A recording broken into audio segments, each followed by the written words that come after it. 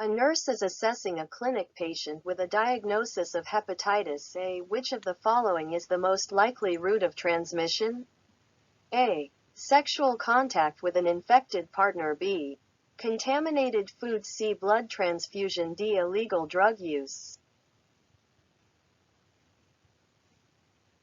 Answer. B. Contaminated food. Rational. Hepatitis A is the only type that is transmitted by the fecal-oral route through contaminated food.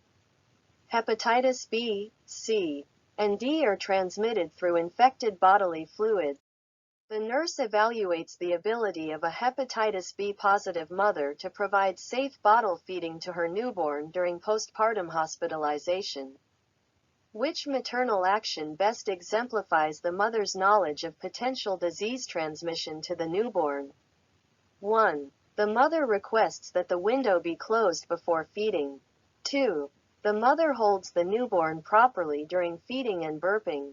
3. The mother tests the temperature of the formula before initiating feeding. 4. The mother washes and dries her hands before and after self-care of her perineum and asks for a pair of gloves before feeding. Answer.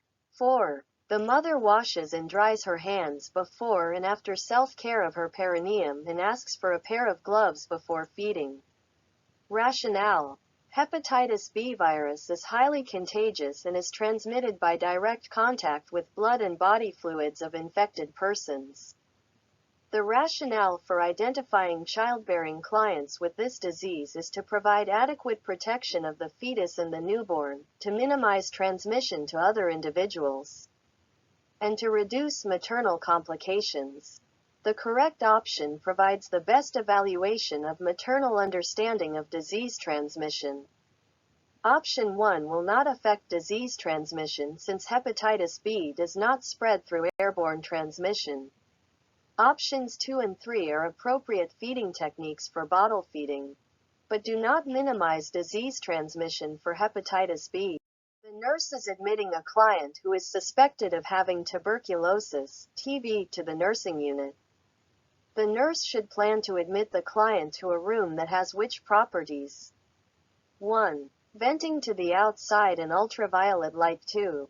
Ultraviolet light and 3 air exchanges per hour. 3. 10 air exchanges per hour and venting to the outside. 4. Venting to the outside, 6 air exchanges per hour, and ultraviolet light. Answer. 4. Venting to the outside, 6 air exchanges per hour, and ultraviolet light. Rationale. A client suspected of having TB is admitted to a private room that has at least 6 air exchanges per hour and negative pressure in relation to surrounding areas. The room should be vented to the outside and should have ultraviolet lights installed. The home care nurse visits a child recently discharged from the hospital with a diagnosis of hepatitis A virus, HAV, infection. The mother asks the nurse when the child can return to school. The nurse should make which response to the mother?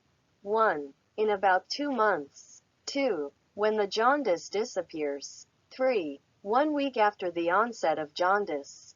4. At the beginning of the next academic year. Answer. 3. 1 week after the onset of jaundice. Rationale. Because HAV is not infectious 1 week after the onset of jaundice. A return to school at that time is permitted if the child feels well enough.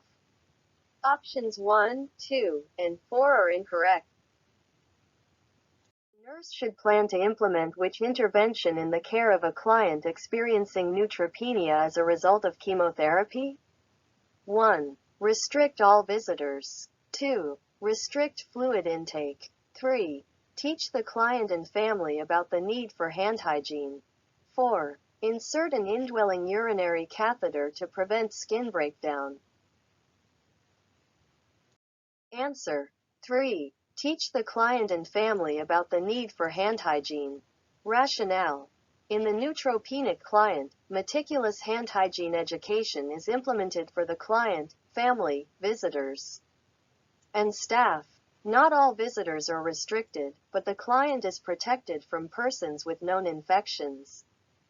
Fluids should be encouraged. Invasive measures such as an indwelling urinary catheter should be avoided to prevent infections. The nurse is caring for a client with a wound infected with methicillin-resistant Staphylococcus aureus, MRSA. The most appropriate infection control precautions for MRSA include which intervention? 1. Room with positive pressure airflow. 2. Private room, gown, gloves, and face shield. 3.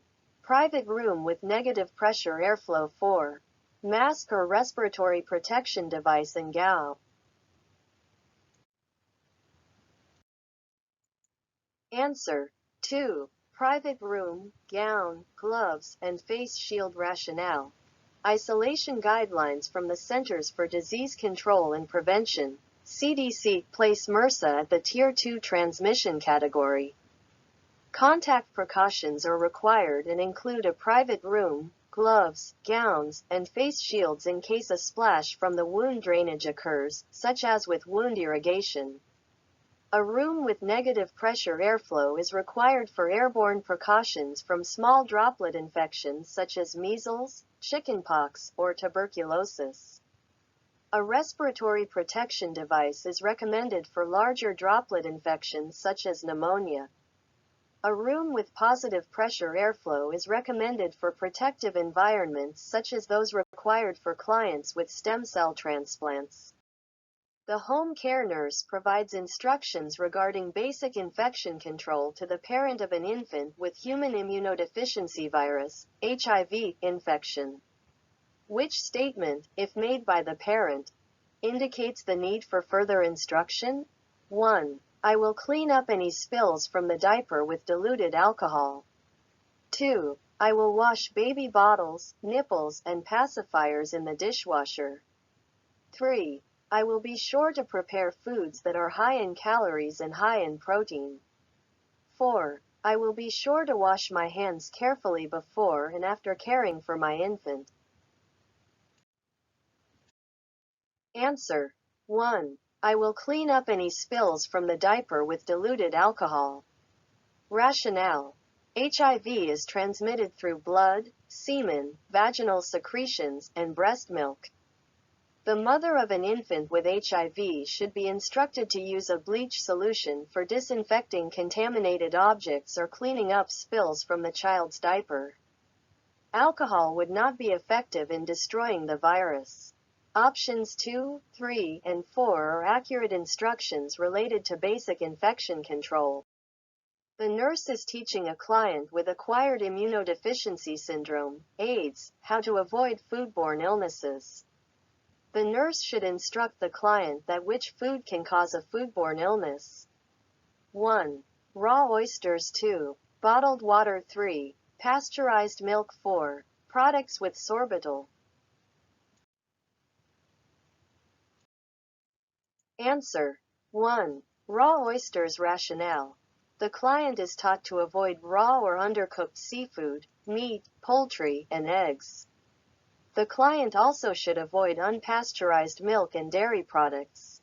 Fruits that the client peels are safe, as are bottled beverages. The client may be taught to avoid sorbitol, but this is to diminish diarrhea and has nothing to do with foodborne infections. Several children have contracted rubiola, measles, in a local school, and the school nurse conducts a teaching session for the parents of the schoolchildren. Which statement made by a parent indicates a need for further teaching regarding this communicable disease? 1. Small blue-white spots with a red base may appear in the mouth. 2. The rash usually begins on the face and spreads downward toward the feet. 3. The disease can be spread to others from 10 days before any sign of the disease appears to 15 days after the rash appears. 4. Respiratory symptoms such as a profuse runny nose, cough, and fever occur before the development of a rash. Answer: 3. The disease can be spread to others from 10 days before any sign of the disease appears to 15 days after the rash appears. Rationale. The communicable period for rubiola ranges from 4 days before to 5 days after the rash appears, mainly during the prodromal stage. All other options are accurate descriptions of rubiola, so they would not indicate a need for further teaching. The small blue-white spots found in this communicable disease are called complex spots. The incorrect option describes the incubation period for rubella, not rubiola. The nurse is preparing to insert an intravenous, IV, angiocatheter into a client's inner forearm. Before cannulating the vein, what motion will the nurse implement to cleanse the site? 1. Scrubbing from the wrist toward the elbow. 2. Scrubbing from the elbow toward the wrist. 3. Using a circular motion from the center outward. 4. Using a circular motion inward toward the center. Answer. 3. Using a circular motion from the center outward. Rationale. The nurse cleans the skin by using a circular motion from inward to outward. This is the standard, accepted aseptic technique to carry microorganisms away from the insertion site. The same technique is used to cleanse any area requiring surgical asepsis. Options 1, 2, and 4 are incorrect procedures and do not represent aseptic technique. Leukemia patient has a relative who wants to donate blood for transfusion. Which of the following donor medical conditions would prevent this? A. A history of hepatitis C 5 years previously. B. Cholecystitis requiring cholecystectomy 1 year previously. C. Asymptomatic diverticulosis. D. Crohn's disease in remission. Answer. A. A history of hepatitis C 5 years previously. Rational. Hepatitis C is a viral infection transmitted through bodily fluids, such as blood, causing inflammation of the liver. Patients with hepatitis C may not donate blood for transfusion due to the high risk of infection in the recipient. Cholecystitis, gallbladder disease, diverticulosis, and history of Crohn's disease do not preclude blood donation. Nursing care of the child with myelosuppression from leukemia or chemotherapeutic agents should include which intervention? 1. Restrict oral fluids. 2. Use good handwashing technique. 3. Give immunizations appropriate for age.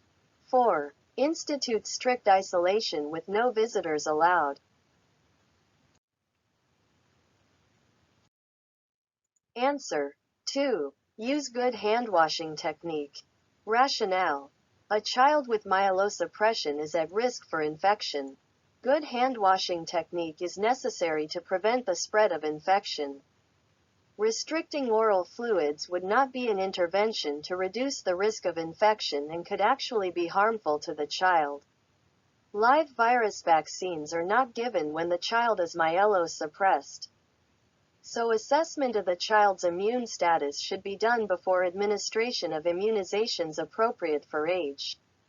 Strict isolation without visitors is not warranted, although visitors should wear a mask and gloves while in the child's room. A client with pulmonary tuberculosis, TB, is on airborne isolation precautions. Which items is essential for the nurse to wear? 1. Gloves only. 2. Fluid shield mask. 3. Gown, mask, and gloves. 4. High-efficiency particulate air, HEPA, filter mask. Answer. 4. High-efficiency particulate air, HEPA, filter mask. Rationale. The hospitalized client with TB is placed on airborne isolation. A HEPA filter mask must be worn whenever the nurse enters the client's room because these masks can remove almost 100% of the small TB particles. This mask must fit snugly around the nose and mouth. Option 1 is an incorrect option. Although gloves may be needed, the nurse must wear a HEPA mask. Option 2 is incorrect. The mask must be a HEPA mask. Option 3 is an incorrect choice. The mask must be a HEPA mask, and there is no need for gown and gloves unless a wound, body fluid, or blood is involved. An adolescent is diagnosed with conjunctivitis, and the nurse provides information to the adolescent about the use of contact lenses. Which statement by the client would indicate the need for further information? 1. I should not wear my contact lenses. 2. New contact lenses should be obtained. 3. My old contact lenses should be discarded. 4. My contact lenses can be worn if they are cleaned properly.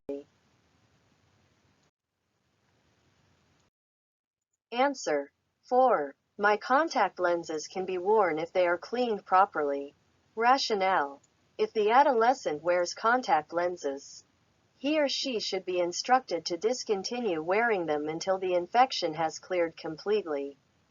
Securing new contact lenses will eliminate the chance of reinfection from contaminated contact lenses and will also lessen the risk of a corneal ulceration. A man has been admitted to the surgical unit after hernia repair surgery. The medical record reports that the client is human immunodeficiency virus, HIV, positive. The nurse should implement which precautions for this client? 1. Contact precautions. 2. Droplet precautions. 3. Airborne precautions. 4. Standard precautions. Answer.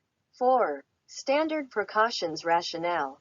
Having an HIV-positive status does not warrant a special type of precaution.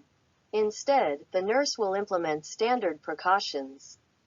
Contact, droplet, and airborne precautions are implemented with specific types of infections or diseases but are not necessary for clients who are HIV positive unless some additional specific infection is present. The nurse is preparing a continuous intravenous (IV) infusion at the medication cart. As the nurse prepares to attach the distal end of the IV tubing to a needleless device, the tubing drops and hits the top of the medication cart. Which is the appropriate action by the nurse? 1. Change the IV tubing. 2. Attach a new needleless device. 3. Wipe the tubing port with betadine. 4. Scrub the needleless device with an alcohol swab. Answer. 1. Change the IV tubing. Rationale. The nurse should change the IV tubing because it has become contaminated and could cause systemic infection to the client. Wiping the port with betadine is insufficient and would be contraindicated in any case because the tubing will be attached directly to an angiocatheter in the client's vein. The needleless device has not been contaminated and does not need replacement or cleansing. The home health nurse is watching the caregiver change the sternotomy dressing on the postoperative client.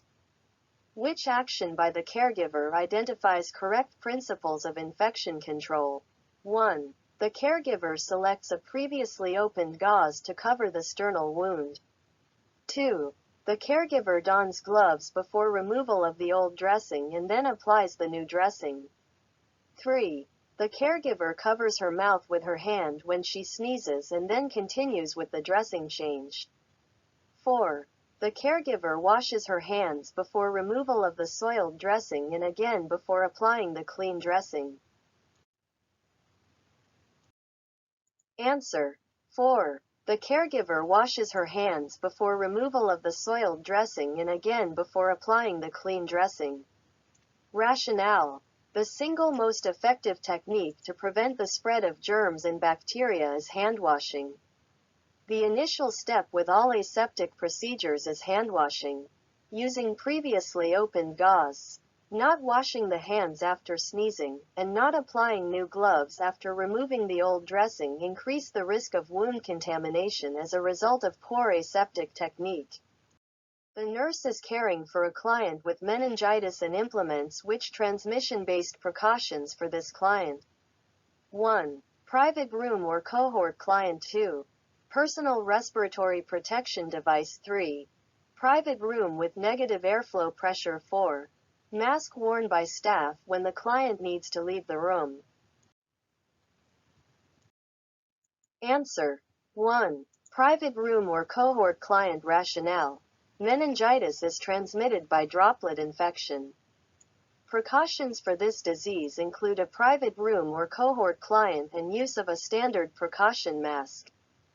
Private negative airflow pressure rooms and personal respiratory protection devices are required for clients with airborne disease such as tuberculosis.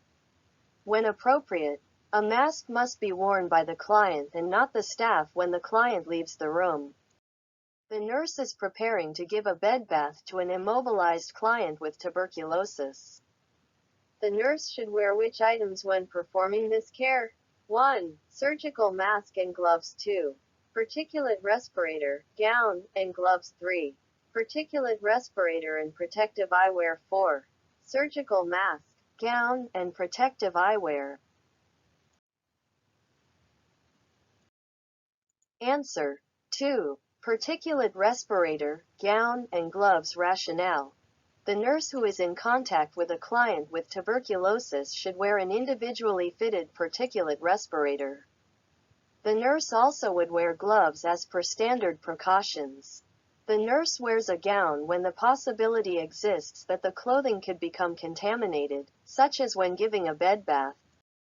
2 nurses are leaving the room of a client whose care required them to wear a gown, mask, and gloves.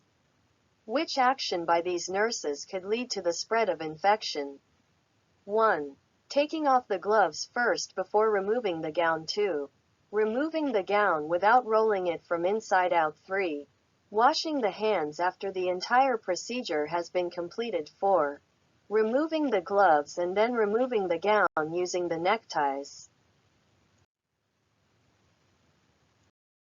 Answer: 2. Removing the gown without rolling it from inside out. Rationale: the gown must be rolled from inside out to prevent the organisms on the outside of the gown from contaminating other areas.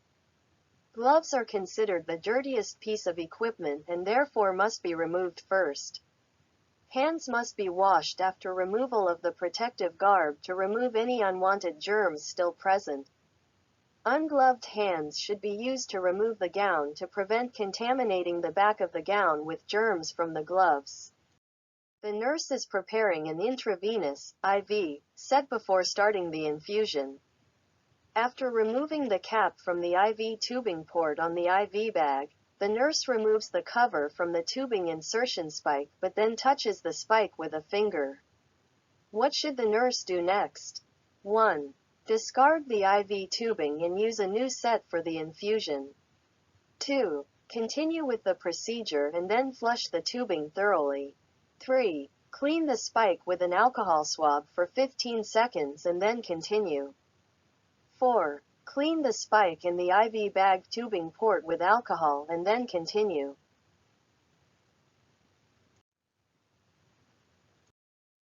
Answer: 1. Discard the IV tubing and use a new set for the infusion.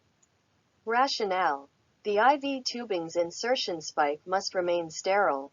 If it is touched during the preparation of the infusion, the tubing must be discarded and replaced with a sterile set. Otherwise, the infusion set is contaminated, which could cause infection in the client. Therefore, the remaining actions are incorrect. The student nurse is presenting a clinical conference regarding human immunodeficiency virus, HIV, in children. Which information should the student include? 1. HIV cannot be spread by hugging, holding, or touching other people. 2. HIV can be transmitted from open wounds but only if there is skin-to-skin contact. 3. HIV is only able to be transmitted from an infected mother to her baby through breast milk. 4. HIV infection cannot be transmitted if a female uses an intrauterine device as birth control.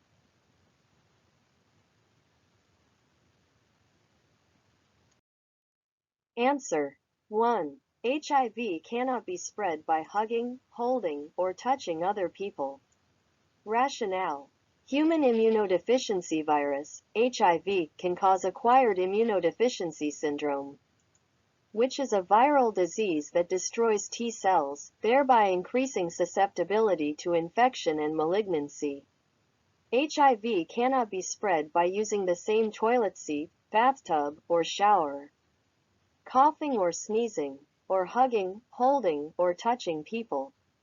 HIV can be spread from unprotected sexual intercourse regardless of birth control, from sharing of needles, from an infected mother to her baby through breast milk and vaginal secretions during the birth process, or from open wounds if there is blood-to-blood contact. The nurse is performing an admission assessment on a client with tuberculosis, TB, and is collecting subjective and objective data. Which finding would the nurse expect to note? 1. High fever. 2. Flushed skin. 3. Complaints of weight gain. 4. Complaints of night sweats. Answer. 4. Complaints of night sweats. Rationale. The client with TB usually experiences a low-grade fever, weight loss, pallor, chills, and night sweats. The client also will complain of anorexia and fatigue. Pulmonary symptoms include a cough that is productive of a scant amount of mucoid sputum. Purulent, blood-stained sputum is present if cavitation occurs. Dyspnea and chest pain occur late in the disease. A hospitalized client who has been placed on contact precautions has been prescribed to have a chest radiograph in the radiology department. The nurse should plan to take which action on receipt of this prescription? 1. Transport the client through empty corridors only. 2. Place a mask on the client in preparation for transport. 3. Place a sterile gown on the client in preparation for transport. 4. Question the primary healthcare provider about whether a portable chest radiograph may be obtained. Answer. 4. Question the primary healthcare provider about whether a portable chest radiograph may be obtained. Rationale. The client who is placed on contact precautions has a high microorganism count in some type of body secretion, e.g., feces or wound drainage. This client is placed in a private room whenever possible and is removed from the room only when absolutely necessary. Client transport should be done only for essential purposes. Notification of departmental personnel and disinfection of any environmental surfaces with which the client has contact are imperative. The nurse is preparing for the admission of an infant with a diagnosis of bronchiolitis caused by respiratory syncytial virus, RSV. Which interventions should the nurse include in the plan of care? Select all that apply. 1. Place the infant in a private room. 2. Ensure that the infant's head is in a flexed position. 3. Wear a mask, gown, and gloves when in contact with the infant. 4. Place the infant in a tent that delivers warm humidified air. 5. Position the infant on the side, with the head lower than the chest. 6. Ensure that nurses caring for the infant with RSV do not care for other high-risk children.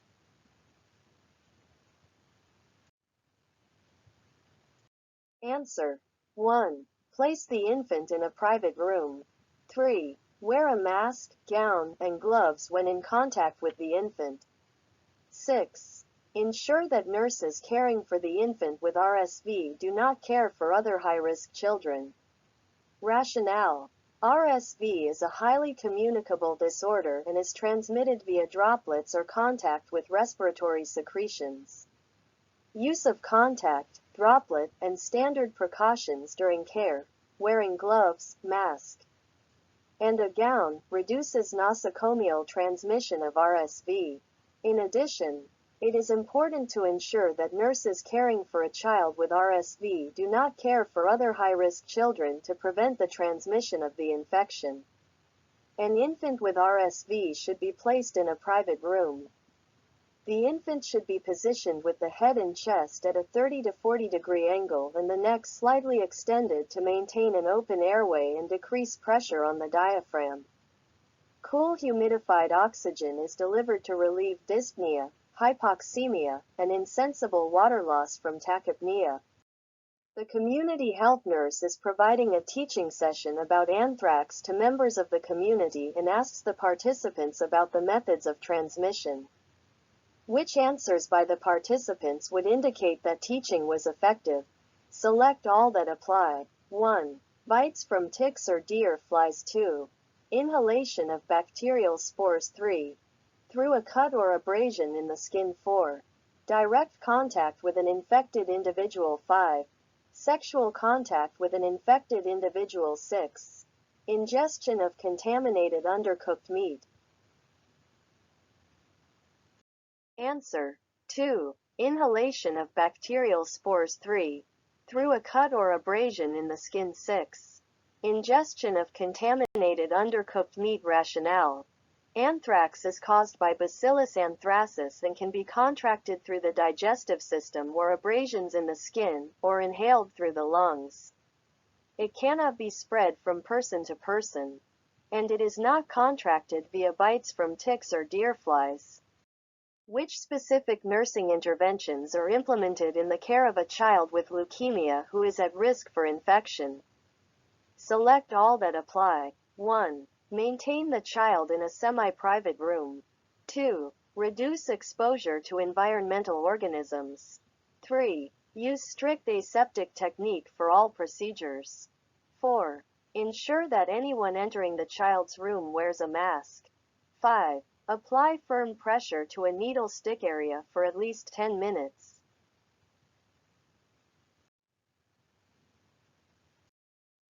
Answer: 2. Reduce exposure to environmental organisms. 3. Use strict aseptic technique for all procedures. 4. Ensure that anyone entering the child's room wears a mask.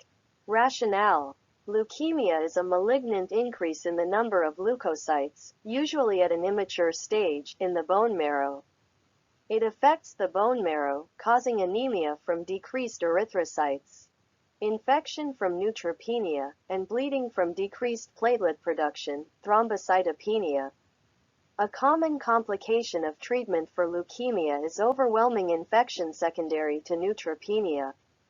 Measures to prevent infection include the use of a private room, strict aseptic technique, restriction of visitors and healthcare personnel with active infection, strict handwashing, ensuring that anyone entering the child's room wears a mask, and reducing exposure to environmental organisms by eliminating raw fruits and vegetables from the diet and fresh flowers from the child's room and by not leaving standing water in the child's room. Applying firm pressure to a needle stick area for at least 10 minutes is a measure to prevent bleeding. The nurse is teaching a client who has been diagnosed with TB how to avoid spreading the disease to family members. Which statements by the client indicates that he has understood the nurse's instructions? Select all that apply. A. I will need to dispose of my old clothing when I return home. B. I should always cover my mouth and nose when sneezing. C. It is important that I isolate myself from family when possible. D. I should use paper tissues to cough in and dispose of them properly. E. I can use regular plate and utensils whenever I eat.